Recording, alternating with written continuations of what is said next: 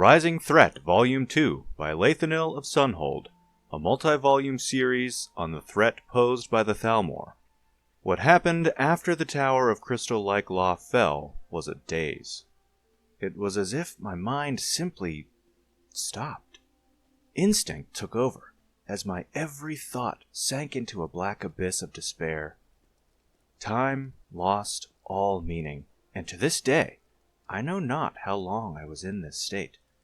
Eventually, a conscious thought managed to break my fugue.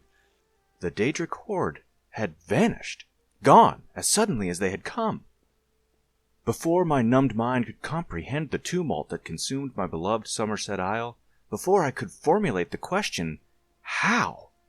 They were there, dripping honeyed poison in our ears. The Thalmor. They were the ones that saved us, they claimed, working deep and subtle magics. It was their efforts, their sacrifices, that delivered the Altmer from extinction.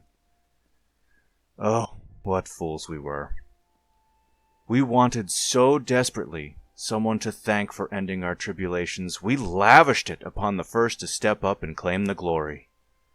With that simple act of gratitude, we allowed a vile rot to seep into our homeland, to putrefy our once noble and distinguished civilization. It was months before I began to suspect the error we had made. Small twinges of unease would vex me, but each one alone was easy enough to disregard and push aside.